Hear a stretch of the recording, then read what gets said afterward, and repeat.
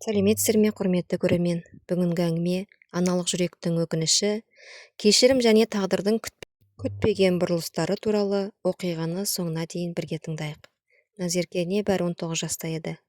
Университеттің бірінші курсында оқып жүрген қарапайым студент болатын. Арманы оқуын бітіріп мұғалім атану. Бірақ бір күні оның өмірі астан-кестең болады. Ол өзінің жүкті екенін біледі. Бұл жаңалықты естіген жігіті бұл бала маған керек емес деп кетіп қалады. Ал үйіне барып шындықты айтқанда ата-анасы қатты ашуланады. Ешкім оны түсінбеді. 9 айдан кейін Назерке ұл баланы дүниеге әкелді. Перзентханада көз жасын төгіп отырып, өмірінде ең ауыр шешім қабылдады. Ол баласынан бас тарту туралы құжатқа қол қойды. Сол сәтте жүрегі мың бөлшекке бөлінгендей болды. Балам, бір күні мені кешіресің деп сыбырлады. Сәбиді балалар үйіне алып кетті. Ал Назерке сол күннен бастап бір күнде өзін кешіре алмады. Сәбиге Ермек деген есім берілді. Ермек балалар үйіне өсті. Алғашқы жылдары күтім көргенімен ол 5 жасқа келгенде өзін өзгелерден өзгеше сезіне бастады. Басқа балалардың қасында демалыс сайын ата-аналары келіп құшақтап тәтті әкелетін. Ал Ермек есікке телміріп қарап отыратын. Менікі қашан келеді деп тәрбиешіден сұрайтын. Тәрбиеші үнсіз ғана басынан сипайтын. Кейде үлкенірек балалар оны сен ешкімге керек емессің, анаң сені тастап кеткен деп мазақтайтын. Ермек түнде жастығын құшақтап үнсіз жылайтын. Бірақ оның кішкентай жүрегінде бір ғана үміт сөнбеді. Бір күні мені ана міндетті түрде іздеп келеді деп. Ермек балалар үйінде өсті. Ол жерде шер асы, киер киімі болғанымен, ең қатты жетіспегені ананың мейірімі еді. Тәрбиешілер өз міндеттерін атқарғанмен әр балаға жеке көңіл бөлуге уақыттары жете бермейтін. Ермек көбіне бәрін өз күшімен жеңуге үйренді. Жасы 5-ке келгенде өмірдің қатал екенін сезінді. Басқа балалармен жиі сөзге келіп, кейде төбелесіп те қалатын. Себебі өзін ешкім қорғамайтын ерте түсінді. Түнде төсегіне жатып, терезеден жұлдыздарға қарап, менің анам бар ма екен, ол мені неге іздемейді деп іштей сыбырлайтын. Оған отбасы, ана құшағы, әке қамқорлығы деген сөздерді ертегі сияқты көрінетін. Жылдар өте берді, Ермек сабақты жақсы оқыды. Өйткені ол өз өмірін өзгертудің жалғыз жолы білім екенін түсінді. 17 жасқа толғанда балалар үйінен түлеп ұшты. Мектептің қолдауымен медициналық колледжге оқуға түсті. Мен ешқашан ешкімге керексіз бала болмауым керек, адамдарға көмектесетін маман болам деп өзіне уәде берді. Бірақ оның жүрегінде бір ғана сұрақ жауапсыз қалды. Мені өмірге әкелген анам тірі ме? Егер тірі болса, неге бір рет болса да іздеп келмеді? Осы сұраққа жауап іздеу Ермектің тағдырын мүлде басқа арнаға бұратынын ол әлі білмейтін. Медициналық колледждегі алғашқы күн Ермек үшін жаңа өмірдің бастауы болды. Топтағы студенттердің көбі мектептен бері бір-бірін таниды екен. Сабақтан кейін бірге күліп, әзілдесіп, ата-аналардың әкелген тамағын бөлісіп жейтін. Бір күні қыздардың бірі, Ермек, сен бізбен бірге отырмайсың ба деп шақырды. Жоқ, рахмет, өзім-ақ боламын деп қысқа жауап берді. Топтастары оны тәкаппар деп ойлады, бірақ ешкім оның жалғыздыққа өзі үйреніп кеткенін білмейтін. Отбасында өскен жастар бір-біріне жанашырлық танытып, қиындықта демеу болатын. Ал Ермек үшін мұндай қамқорлық таңсық еді. Ол ешкімге сырын ашпайтын, ешкімнен көмек сұрамайтын. Өмір бойы өз мәселесін өз шешуге үйренген. Тіпті бір күні курстастардың қолындағы кітаптары жерге шашылып қалғанында Ермек тоқтамай өте шықты. Ол жамандықта емес, тек ешкімнің оған да кезінде дәл солай қол ұшын созбағанына үйреніп қалған еді. Сол кезде топтағы Айым есімді қыз оның артына қарап, бұл жігіттің жан дүниесінде бір үлкен мұң бар сияқты деді. Ермек бұл сөзді естіген жоқ. Бірақ дәл осы қыз оның өмірін өзгертетін алғашқы адам болатынын екеуі де әлі білмейтін еді. Колледжде оқығанына 3 ай болды. Ермек сабағын жақсы оқитын, әсіресе анатомия мен алғашқы көмек пәндерін үнемі жоғары бал алатын, бірақ топпен араласпайтын. Сабақ бітсе болды, ешкіммен сөйлеспестен жатақханаға қайтып кететін. Бір күні тәжірибелік сабақта оқытушысы, балалар, бүгін 2-2-ден жұп болып жұмыс істейсіңдер деді. Бәрі өз жұбын тауып алды. Тек Ермек жалғыз қалды. Сол кезде айым орнынан тұрып, апай, мен Ермекпен жұмыс істеймін деді. Ермек таңырқап қалды. Маған бәрібір, деп қысқа жауап берді. Сабақ бойы айым оған жылы сөйлеуге тырысты. Сен қай жақтансың? Балалар үйінемін. Ата-анаң? Ермек сөзін бөліп жіберді. Ол туралы сұрама. Айым үндемей қалды. Келесі күні асханада айым Ермектің жалғыз отырғанын көрді. Қасыңа отырсам бола ма? Өзің біл. Сен үнемі осылай жалғыз жүресің бе? Иә. Жалғыздық жалықтырмай ма? Ермек ащы жымиып, жалғыздыққа үйренген адамға ол қалыпты нәрсе. Айым оның жүзіне үнсіз қарап қалды.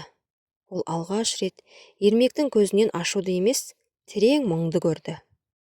Бірнеше күннен кейін жатақханада Ермектің бөлмесіне хабар келді. Ермек, сені бір әйел іздеп келіпті.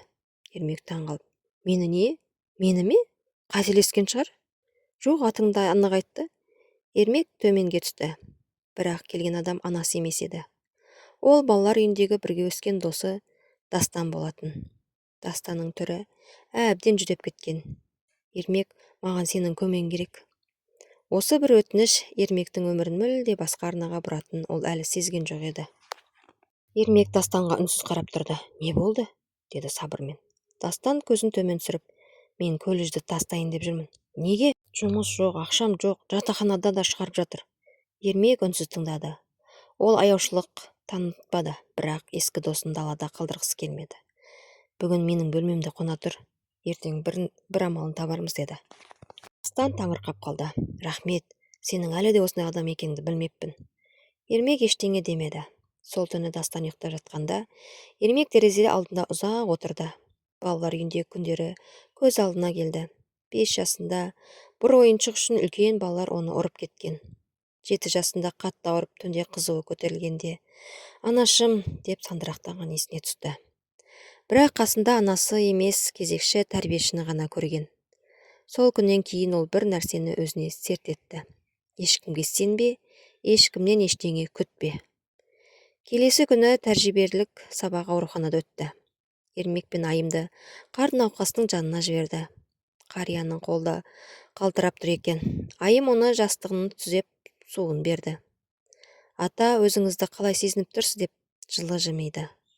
Қарияның жүзіне күлкі үйірілді. Ал Ермек үнсіз ғана қан қысымын өлшеп, дәптеріне көрсеткіштерін жазды. Сабақтан шыққан соң айым, Ермек, сен жұмысыңды өте жақсы істейсің, бірақ бір нәрсе жетіспейді.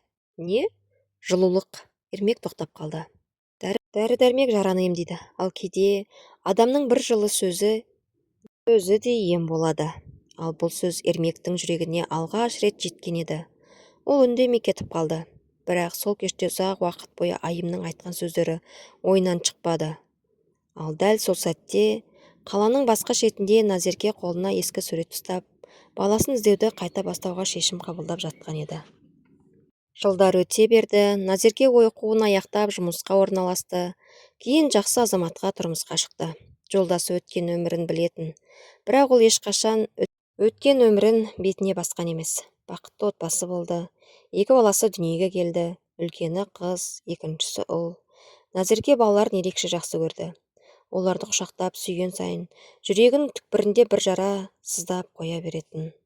Бірақ ата-енесі ұлдарының бұрынғы баласы бар екенін білмейтін және оны қабылдамайды деп айтпады. Күнде бәрі ұйықтап қалған кезде ол кейде үнсіз жылайтын. Қазір қайда жүр екен? Тамақ тоқ па екен, ауырмай жүр ме екен деп іштей тілейтін. Бірақ бұл сырды күйеуінен басқа ешкім білмейтін. Бір күні қызы, анашым, мен сенің ескі суретіңді қарап отырсам бола ма деді. Назерке қобалжап, жоқ қызым, ол жерде саған керек ештеңе жоқ деп қорапты тез жауып қойды. Себебі сол қораптың түбінде перзентханадан шыққанда өзіне бірге алып келген кішкентай көк жүргектің қиындысы мен ұл бала деп жазылған қағаз сақтаулы бар еді. Жылдар өте келе Назерке 50-ге таяғында жүрегіндегі өкініш бұрынғыдан да күшейеді. Бір күні ол күйеуіне, тұңғыш ұлымды іздегім келеді. Егер ол мені кешірмесе де, тірі екенін бір рет көрсем болды деді. Күйеуі оның қолынан ұстап, ізде, адам жүрегіндегі мұндай өкінішпен өмір сүрмеу керек. Мен саған көмектесем деді. Сол күннен бастап Назерке бұрынғы құжаттарды жинап перзентхана балалар үйіне хабарласа бастады. Ал дәл сол кезде Ермек өз өмірін өзгертіп жіберетін бір оқиғаның алдында тұратынын әлі білмейтін еді. Назерке ескі құжаттарды үстелдің үстіне жайып қойды. Сарғайып кеткен қағаздардың арасында бір ғана құжатты қолына қайта-қайта ала берді. Онда бас тарту туралы өтініш деген сөздер жазылып тұр еді. Қолы дірілдеп кетті. Қалай ғана қол қойғанмын деп көзіне жас алды. Күйеуі Арман иығына қолын қойды.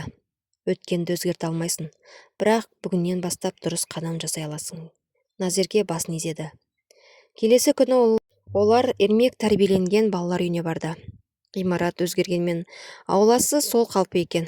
Назеркенің жүрегі тарсылдап кетті. Директор оларды кабинетіне шақырды. Сіз кімсіз? Мен осыдан 25 жыл бұрын ұлымнан бас тартқан анамын. Баламды іздеп келдім. Кабинет ішінде үнсіз қалды. Директор біраз ойланып отырып, біз сізді кінәламаймыз, бірақ мұндай мәліметті бірден бере алмаймыз. Алдымен заң бойынша өтініш жазуыңыз керек деді. Назерке бірден өтінішке қол қойды. Бір апта өтті. Күн сайын телефонға қарайлайтын. Ақыры қоңырау соғылды. Сәлеметсіз бе, Назерке ханым? Біз кейбір мәліметтерді анықтадық. Ұлыңыздың есімі Ермек. Ол қазір медициналық колледжде оқиды. Бұл сөзді естіген Назерке көз жасына ерік берді. Тірі екен. Балам тірі екен. Ал дәл сол сәтте Ермек колледжде тәжірибеден өтіп жүрді. Ол қарт кісінің жарасын таңып болған кезде әлгі қария оның қолынан ұстап, балам, сенің қолыңнан мейірім сезіледі, бірақ көзіңде бір терең мұң бар. Ермек үнсіз қалды. Өмірінде алғаш рет бір бөгде адам оның жан дүниесін дәл танығандай болды.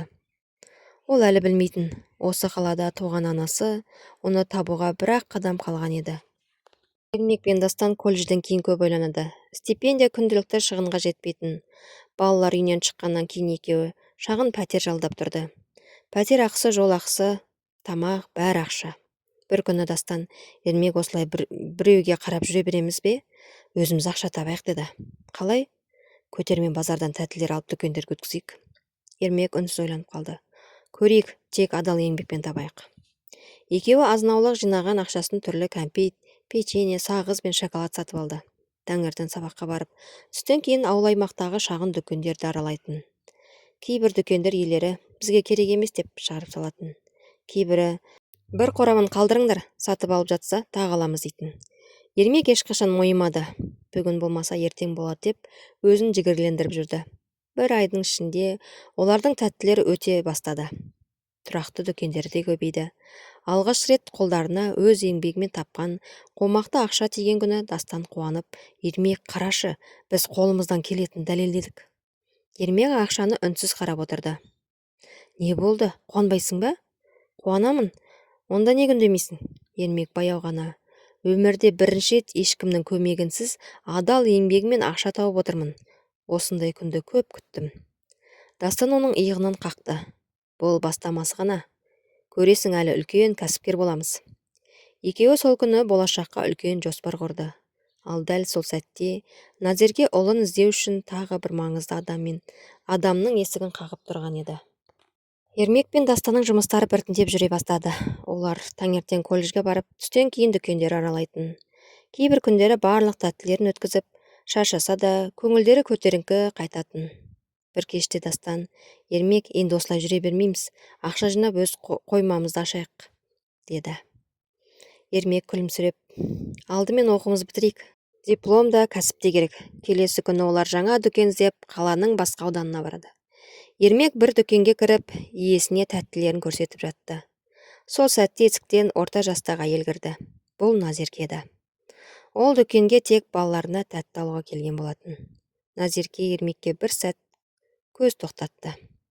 Жігіттің жүзінен өзіне бір таныс бір бейнені көргендей болды. Жүрегі біртүрлі шым ете қалды. Неге? Бұл баланы бұрыннан танитындаймын деп ойлады.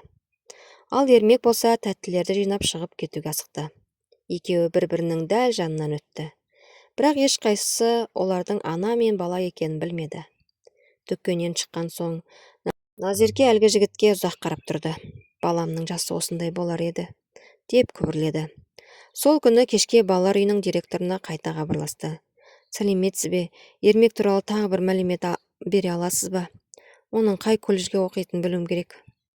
Директор үнсіз отырып, заң бойынша жеке мекен жайын айта алмаймын, бірақ бір нәрсені айтайын. Ермек өте еңбекқор жігіт болып өсті. Ол оқумен қатар жұмыс істеп жүр. Назеркенің көзіне тағы да жас келді. Балам, сен қандай қиындық көрдің екен? Ал дәл сол сәтте Ермек пен Дастан алдағы сенбі күні үлкен көтерме дүкенмен келіссөз жүргізіп, дайындалып жатқан еді. Бұл келісім олардың өмірін мүлде басқа арнаға бұратынын әлі білмейтін. Күндер өте берді. Ермек пен Дастанның ісі біртіндеп алға басып жатты. Колледждегі сабақтарын да тастамады. Таңертең дәріске қатысады, түстен кейін тапсырыс қабылдап, кешке дүкендерді аралайды. Бір күні көтерме сауда қоймасының иесі оларды шақырды. Балалар, сендердің жұмыс істегендерің ұнап жүр. Тапсырыстар уақытында жеткізесіңдер, уәделеріңді тұрасыңдар. Ермек: рахмет, біз үшін сенім бәрінен қымбат, деді. Қойма иесі күлімсіреп: егер қаласаңдар, біздің облыс бойынша ресми жеткізушіміз болыңдар. Бұл бірақ жұмыс көлемі үлкен болады. Дастан қуанып кетті. Ермек, бұл біз күткен мүмкіндік қой? Ермек ойланып қалды. Келісеміз, біз оқуымызды қатар алып жүреміз. Ондай еңбекқор жігіттер міндетті түрде жетістікке жетеді, деді қойма иесі. Сол күннен бастап олардың табысы көбейді. Екеуі жалдап тұрған ескі пәтерден шығып, таза әрі кеңірек пәтерге көшті. Дастан мәз болып: есіңде ме, балалар үйінде бір бөлмені 10 шақты бала бөлісетін едік? Ермек үнсіз басын изеді. Енді өз үйіміз бар сияқты. Ермек терезеге қарап тұрып: жоқ, бұл әлі үй емес. Неге? Үй деген 4 қабырға емес, үйде сені күтіп алатын адам болады. Осы сөзді айтқанда даусы дірілдеп кетті. Дастан алғаш рет досының көзінен жас көрді. Ал сол түні Назерке ұйықтай алмады. Ол ескі альбомды ашып, перзентханадан шыққан күні өзімен бірге сақтап қалған кішкентай көк жүргектің қиындысын қолына алды. Ермек, сен мені кешірер ме екенсің? Ертеңіне ол ұлын іздеуді тоқтатпауға тағы да серт берді. Ал тағдыр олардың жолынан өте жақын уақытта тағы бір рет түйістіргелі тұрған еді. Күн сайын Ермек пен Дастанның жұмысы ұлғая берді. Қазір олардың тәттілерінің 20-дан астам шағын дүкен алып тұратын. Бір күні Дастан: Ермек, бізге ескі көлік керек. Автобуспен тарату өте қиындап кетті, деді. Тағы біраз ақша жинайық, қарызға кіргім келмейді. Сен бәрін алдын ала ойлайсың, өйткені қателесуге мүмкіндік жоқ. Сол күні кешке Ермек пен Дастан соңғы тапсырыстарын жеткізіп болған соң қала сыртындағы шағын дәмханаға кірді. Шаршаған екеуі үнсіз шай ішіп отырды. Дәл сол кезде көрші үстелге Назерке күйеуі Арманмен бірге келіп отырды. Ермек олардың қасына арқасын беріп отырғандықтан ештеңе байқамады. Ал Назерке жігіттің даусын ести сала жүрегі шым ете қалды. Арман: ана жігіттің даусын естідің бе? Иә, не болып қалды? Білмеймін, бір түрлі жақын естіледі. Арман Ермекке бір қарап қалды. Мүмкін жай ғана ұқсастық шығар. Бірақ Назеркенің көңілі орнына түспеді. Ермек пен Дастан орындарынан тұрып сыртқа шығып кетті. Назерке еріксіз олардың соңынан көз салды. Сол сәтте Ермектің қолынан кішкентай дәптер жерге түсіп кетті. Өзі байқамай жүгіріп кетті. Назерке дәптерді көтеріп алып: әй балам, дәптерің қалып қойды, деп дауыстады. Бірақ Ермек естімеді. Дәптердің бірінші бетінде ұқыпты жазумен Ермек медициналық колледж 3-ші курс деп жазылып тұрған екен. Назеркенің қолы дірілдеп кетті. Ермек көзінен жас ыршып кетті. Бұл оның жылдар бойы іздеп жүрген ұлының есімі еді. Бірақ дәл осы Ермек оның баласы ма, әлде аты ғана ұқсас басқа адам ба, оны әлі ешкім білмейтін. Назерке қолындағы дәптерді құшақтап тұрып қалды. Арман бұл жай ғана сәйкестік емес сияқты. Арман дәптерге қарады. Ермек медициналық колледж 3-ші курс. Баламыздың аты Ермек еді. Назеркенің жүрегі кеудесіне симай соғып тұрды. Ертең осы колледжге барамын. Асықпа, егер бұл басқа Ермек болса ше? Егер болмаса өмір бойы өкінемін. Ертеңінен Ермек пен Дастан сабаққа келді. Дәлізде келе жатып Ермек кенет қалтасын тексерді. Дастан, дәптерім жоқ. Кеше дәмханада қалған шығар. Оның ішінде барлық есеп-қисабымыз, дүкендердің мекен жайы, жоспарымыз бар еді. Екеуі сабақтан кейін бірден дәмханаға барды. Әкімші: иә, бір әйел тауып алып кеткен. Қандай әйел? Атын білмеймін, орта жастағы кісі еді. Ермек ауыр күрсінді. Енді табу қиын болды. Осы уақытта Назерке медициналық колледждің алдында тұрды. Қолында сол дәптер. Ішке кіруге батылы жетпей ұзақ тұрды. Егер ол мені жек көрсе ше, егер сіз маған анам емессіз десе ше, көзінен жас сырғып түсті. Арман оның қолынан ұстады. Бүгін шындықты айтатын күн емес. Алдымен оның қандай адам болғанын сырттай бақыла. Егер шынымен де өз ұлың болса, бәрін бірден айтуға болмайды. Назерке басын изеді. Сол сәтте колледждің есігі ашылып, студенттер сыртқа шыға бастады. Арасында Ермек те бар еді. Назерке алыстан үнсіз қарап тұрды. Ермек күліп тұрған жоқ. Бірақ жанындағы Дастан бір нәрсені талқылап келе жатты. Назерке көз жасын сүртіп, балам, сен қандай азамат болып өсіпсің? Ол ұлына қарай бір қадам жасады. Бірақ сол сәтте тоқтап қалды. Әлі ерте. Әзірге ол менің кім екенімді білмеу керек. Осылайша анасы мен баласының арасы небәрі бірнеше метр ғана қалды. Бірақ тағдыр олардың кездесуін тағы біраз уақытқа кейінге қалдырды. Сол күні Ермекке жақындамады. Көлігіне отырып алып, колледждің алдынан ұзақ кетпей тұрды. Студенттер бірінен соң бірі тарай бастады. Ермек пен Дастан ауыр қораптарды көтеріп автобус аялдамасына қарай беттеді. Дастан, бүгін тағы 4 дүкенге кіреміз, деді Ермек. Шаршамайсың ба? Шаршауға уақыт жоқ, біз әлі көп еңбек ету керек. Назерке олардың артынан үнсіз қарап тұрды. Балам, сенің осындай еңбекқор болғаныңды көріп тұрмын. Кешке қарай Ермек пен Дастан дүкендерді аралап болды. Бір дүкеннің иесі, балалар сендерге сенімім артып келеді. Енді тек тәтті емес, сусын басқа да тауарлар жеткізіп көріңдер, деді. Дастан қуанып, Ермек, ісіміз өсіп келеді. Я, асықпайық, әр қадамымыз нық болсын. Назерке болса келесі күні тағы да колледжге келді. Бұл жолы алыстан ғана бақылап жүрген жоқ. Ол күзетшіге жақындап, балам, мына дәптерді бір студентке беруім керек. Кімге? Ермек деген жігітке. Күзетші сабақтан шыққан соң келер. Күте тұрыңыз. Назерке жүрегі дүрсілдеп кетті. Бірнеше минуттан кейін Ермек дәлізбен келе жатты. Күзетші оны шақырды. Ермек, мына дәптеріңді бір кісі тауып алыпты. Ермек таңырқап, менікі ме? Иә. Назерке дәптерді қолына ұстап тұрды. Екеуінің көздері алғаш рет түйісті. Рахмет сізге. Ермек сыпайы ғана. Ештеңе етпейді, балам. Назеркенің дауысы дірілдеп шықты. Ермек бір сәтте оның жүзіне қарап қалды. Бұл әйелдің жанарына түсініксіз бір мұң мен мейірім байқады. Сізге бір жерден жолыққан сияқтымын. Назерке еріксіз жымиып, жоқ балам, мүмкін жай ғана ұқсастық шығар. Ермек басын изеп, дәптерін қолына алды да Дастанға қарай жүгіріп кетті. Ал Назерке оның ұзап бара жатқан ізіне қарап тұрып, бір күні саған бар шындықты айтамын, бірақ бүгін емес, деп сыбырлады. Ол әлі білмейтін. Кездесуден кейін бірнеше күн өтті, бірақ Ермектің ойына әлгі әйел кетпеді. Дастан қызық, сол кісінің көзіне қарасам, біртүрлі таныс сезім болады. Мүмкін шынымен бұрын көрген шығарсың? Жоқ, білмеймін. Ал Назерке енді шындықты жасыра алмайтын түсінді. Ол балалар үйінен барлық құжаттарды заңды түрде алып, ДНК сараптамасын жасауға өтініш берді. Бірнеше аптадан кейін қорытынды дайын болды. Ермек оның туған ұлы еді. Құжатты құшақтап отырып, Назерке ұзақ жылады. Келесі күні ол Ермекпен кездесуге өтінді. Ермек келісім берді. Кішкентай саябақта екеуі алғаш рет ұзақ сөйлесті. Назерке қолындағы сарғайған қағазды ұсынды. Балам, мен саған айтатын ауыр шындық бар. Ермек үнсіз тыңдап отырды. Ермектің қолдары дірілдеп кетті. Не дедіңіз? Мен сені 19 жасымда дүниеге әкелдім. Ол кезде студент едім. Қорықтым. Қолдау болмады. Ең үлкен қателігімді жасадым. Назерке жылап жіберді. Мен сені бір күнде ұмытқан емеспін. Кешірші. Ермектің көз алдында балалар үйіндегі жалғыз өткен балалық шағы, ұйқысыз түндері, анасын күткен күндері елестетті. Ол орнынан тұрып кетті. Маған уақыт керек. Осы сөзді айтып кетіп қалды. 2 апта өтті. Күн сайын ұлы хабарласа ма деп күтті. Бірақ телефон үнсіз еді. Бір күні есік қоңырау соғылды. Есікті ашса, табалдырықта Ермек тұр екен. Қолында кішкентай гүл шоғы. Екеуі үнсіз бір-біріне қарады.